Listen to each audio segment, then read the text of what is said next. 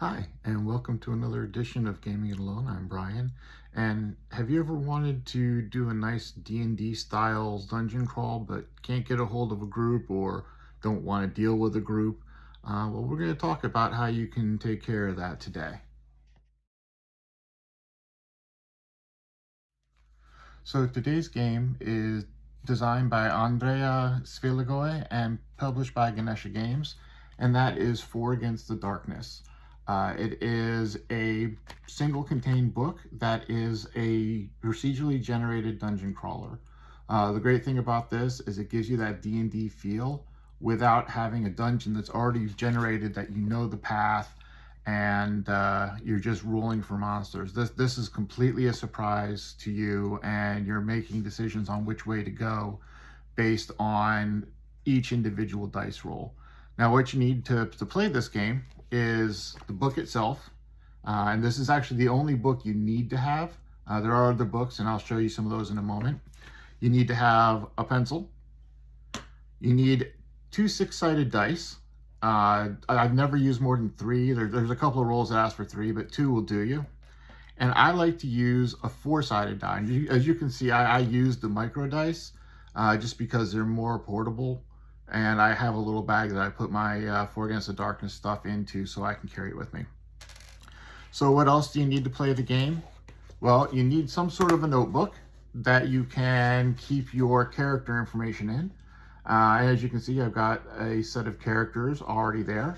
It is called Four Against the Darkness, so you do draw up four characters, and you're controlling all four characters during the game. But it's very light on. In fact, there's no role playing. You're just making a decision, and each character is partaking in the combat. You also need some sort of graph paper, so that way you can map the dungeon. This nice little book I got from Amazon, and it's a Moleskine size book, A4 I think, or A5 book, and it fits nicely in a bag. Now there is another option, and this is from DriveThruRPG, and it is a sheet that allows you to play a game of Four Against the Darkness without needing all the notebooks and everything. You can fold it nicely so the map is there and your character information is all there, and it's a nice little page that you can use to play the game with. Now, I'm going to kind of show you some of how the game plays in a moment, but this initial book will take you up to level 5. Once you get to level 5 with a character, then this book is really not enough. There's not enough challenge with the monsters that included this book. So there are supplements. This particular book will take you from levels 5 through 9, and it includes some more challenges. So it takes you into the abyss rather than just a dungeon. Gives you more spells, some hirelings, information like madness and vampirism, as well as some additional tables like more room content tables and monster tables. So that way it ups the challenge level, and you can continue to play with the characters that you have worked with so hard and have come to love. There are also other supplements which give you more character classes than are available in the book. And one thing I'm going to note is that some of the character classes are what you would consider a race in D&D. So for instance, a dwarf or an elf is a character class in Four Against the Darkness, where in D&D it's a race and then you pick a class on top of that. But wayfarers and adventurers and Concise Collection of Classes are two source books that will give you some more class information and allow you to expand the game. Again, they're not necessary in any shape or form. It's just if you want to extend the game, you can get them. These books all cost around the $12 to $15 mark to buy. So they're not a huge, when you're talking about RPGs, they're not a huge investment at all. Now, something else, if you kind of get tired of drawing your own dungeon, there are modules, and these are just 3. There's several modules out there that range from levels 1 to 2 to this one is for wizards. So if you build up one wizard, then that's all that you're taking in. It is they go all the way up to level 9, and actually I think there's some modules that go beyond that. So they're great. They give you a little bit more play and a little less of the dungeon building aspect. They give you a little more. There's still dungeon building for parts of them, but they kind of give you an intro into what's going on. So with that, let's get into how the game works. Okay, so right now I'm using the sheet that I downloaded from DriveThruRPG, and there'll be a link to the sheet in the description. As you can see, I've already created 3 of the characters. We have Brother John, who's a cleric, Grimdark, who's a dwarf, and Sirloin, who's a warrior. And each of them, they have their hit points. The great thing about these is the only thing you're actually rolling for is their gold. Everything else is provided for you in the character or in the class description within the book. It sounds boring, but it makes character creation very fast, and you're only spending 5 minutes, maybe 10, if you're taking your time reading everything and making some decisions on creating the character, so you can jump right into the game.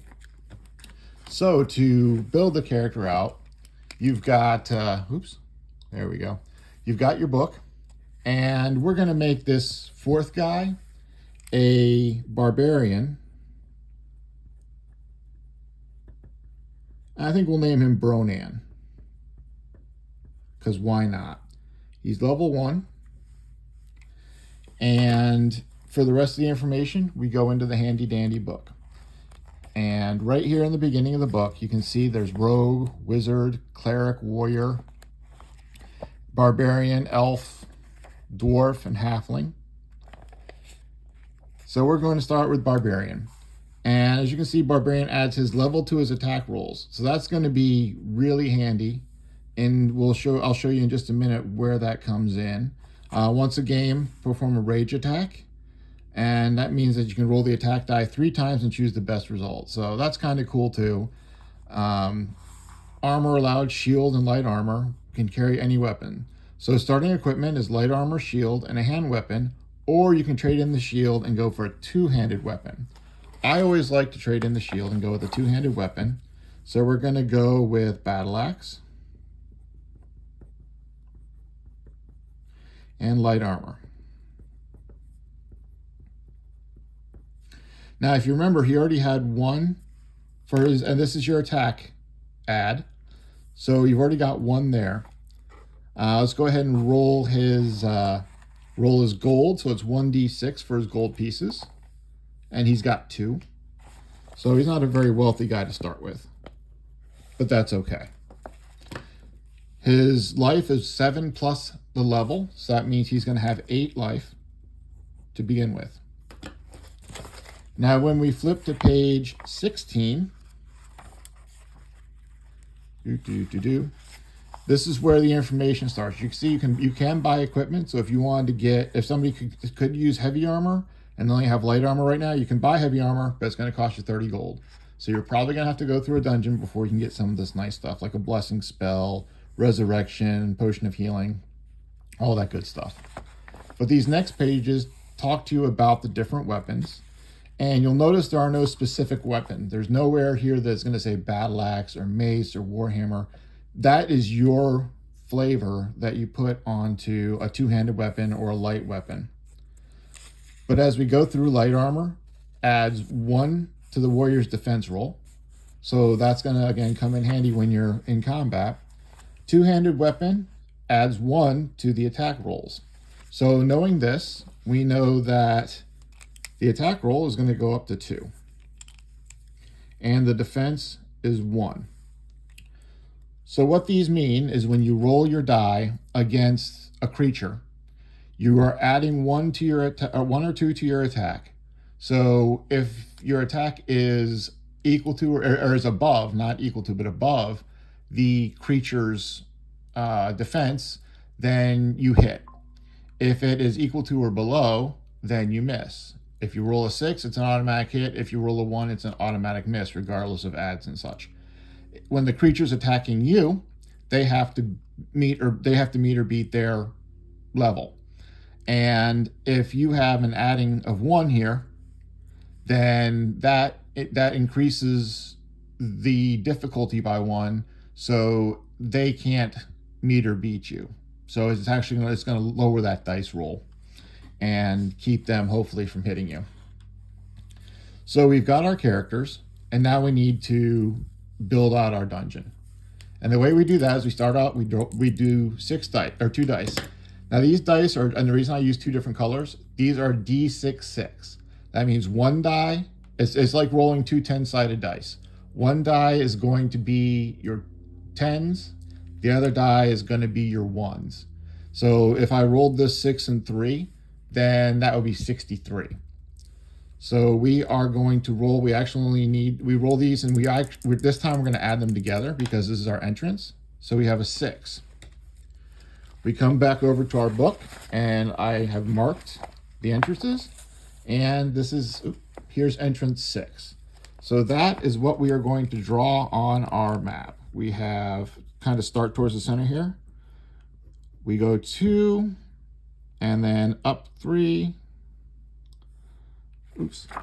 over 1, up 2, back over 1, up 1, and 2 per side. So this is our starting room. Let's see if I can zoom in on that a little bit.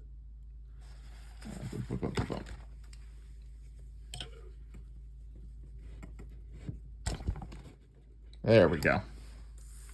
So there's our starting room. Now what we do is we roll a die, and flipping to the back of the book, you'll see there's a room content table. You roll 2 D6, and I got a 2. You add them together. And 2 means there's a treasure protected by a trap. So the first thing you have to do is roll on the traps table, which is a D6, and I got a 5. So the trap is spears coming out from a wall with a level 5 to attack 2 random characters. So I have to roll against a level 5, which means I need to get a 6 in order to have the spears missing me. That's 2 characters. So the first one is a 5 with the defense added, which means 1 character gets hit. How I decide which of the 4? I roll a force die aside. Character 1 gets hit. So Brother John is down to 4 hit points. Now Brother John can cast healing twice a day, but you want to wait until somebody's further down. You're not losing more than 1 hit point every time you get hit. So the second spear, 5, and everybody has a 1 defense, so add the 1. It's a 6, so no matter what, it missed everybody. So cool. The trap was avoided by 1 person, got hit by the other person, but it means we can turn the page, go to the treasures table, and again, it's a D6, so we rolled it, and we got a 1. So we got 1 D6 gold pieces out of that. I rolled a 3, so we got 3 gold pieces for all of that. Up here, I keep track of the treasures, so 3 gold pieces. And I usually just keep the gold pieces on one line, add them up as I go, because they will be split amongst the 4 characters. So I'll write in here spear, just so I know that it was a trap. You can mark it however you want to. In the book, it shows some different ways that you can mark it up. Now, what we're going to do is go back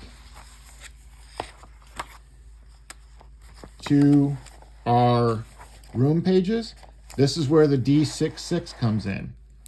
We're going to make the red the high number and blue the low number. So I rolled a 14. You find room number 14 in the book, and it is right here. You can rotate it if you need to. So depending on how your rooms are set up, you can rotate however you need to get it in. If part of the room hits a wall, then it's a dead end, and you just don't finish building out that part. But for this, we have 3 across, then 1 across. We're going to go up. Oop, I went too far.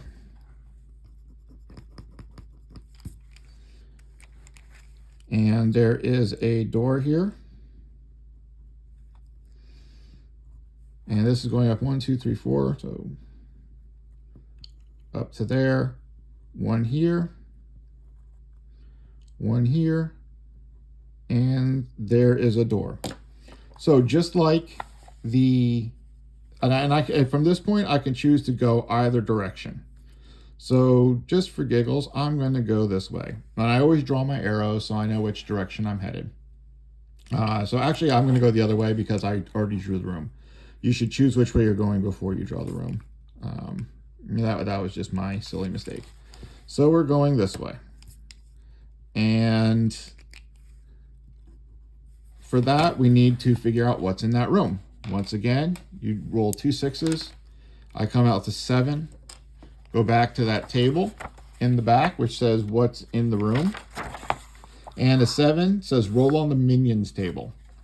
Now we're going to talk real quick about monsters. There's 4 different kinds of monsters. You have vermin, minion, bosses, and weird monsters.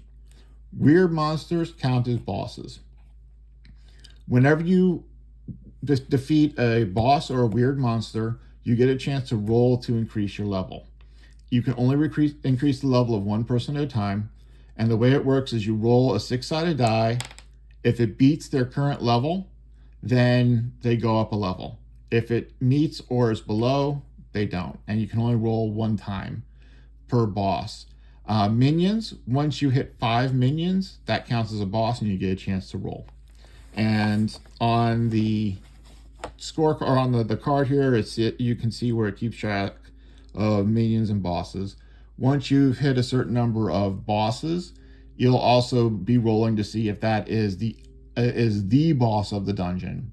And that's what your goal is. Your goal is to get in there, beat the boss of the dungeon, and then make it back out of the dungeon. So since it's a minion, I want to show you, that's great because I want to show you really quick how combat works.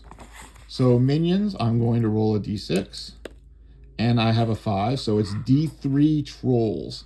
So I'll roll the d6, and I got 3. If it had been above, I would have cut it in half. So 3 trolls, and we'll write that off to the side. And the trolls are level 5. So that means I need to roll 5 or better to beat them. So I always go in order, and you only need 1 die. 6. So I've beaten 1 troll.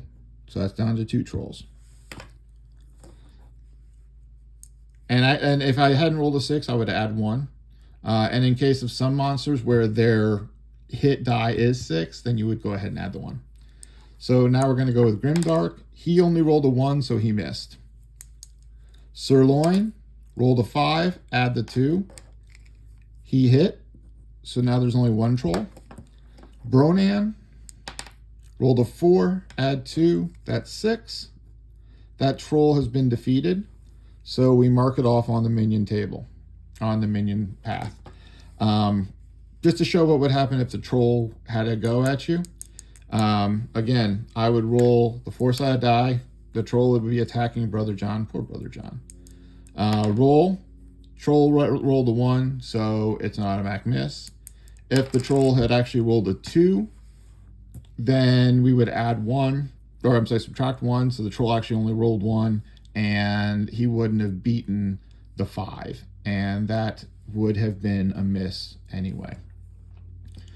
So that, in essence, is the way the game goes. Once you've defeated the troll, you choose direction to go. You can go through that door, you can go through that door, you can go out that way, you could go back the other way. It's all your choice.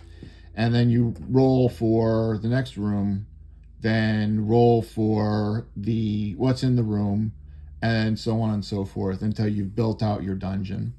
And the dungeon, again, only ends when you've found the big boss, or you've filled up the entire page with the dungeon, and then you have to work your way back out. So that is 4 Against the Darkness in a nutshell on a playthrough. So would I recommend this game to the folks who are watching this channel, absolutely. This is something that I play fairly frequently when I just have that urge to play something Dungeons and Dragons like that's not a choose your own adventure. That is the benefit of this game. It's not a choose your own adventure. You are actually doing a dungeon crawl. You're rolling for monsters. If you really want to challenge yourself on drive through cards, there are decks that are old school encounters, and you can draw monsters from those. The problem is they're going to work differently. They're going to work more like D&D, so you'll have to do some changes to the game. You'll have to adjust. Personally, I like sticking with what's in the game book and the expansions when I'm really feeling my oats, and it works. It's a lot of fun, and it does scratch that Dungeons and Dragons dungeon crawl itch in a fairly small unit. And like I said, I mean, if you print off a few of these sheets and you take this book with you and some micro dice, it'll fit so well in your carry-on. You could possibly play it on an airplane because you could use the sheet. You could put the sheet on the tray table, hold the book, and roll the dice. But it would be a little tight. As far as playing it at lunch, you could certainly play for half an hour, put it away, bring it back out, and just pick up where you left off. That's easy to do. You could take it with you and play it at your family's house when you want to ignore them. Believe me, that happens sometimes. I understand that. Or you could take it with you on vacation, and sitting in the hotel room at night, everybody else is watching TV, you can roll some dice and get your dungeon crawl on. So it's just very portable.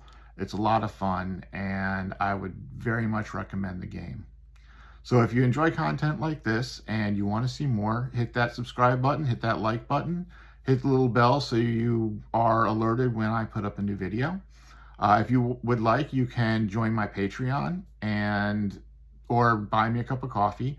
Either way, the money that I get from those goes directly back into the channel. I don't profit from them per se. It's used to buy more games and get better equipment to provide a better product for you guys in the end. One other thing I have to note is that I am an Amazon affiliate. So when I post a link to the For Against the Darkness books, those are going to be Amazon links, and I get a tiny bit of money from that. And again, that just goes to help the channel in the end. So thank you again, and we'll see you next time on Gaming It Alone.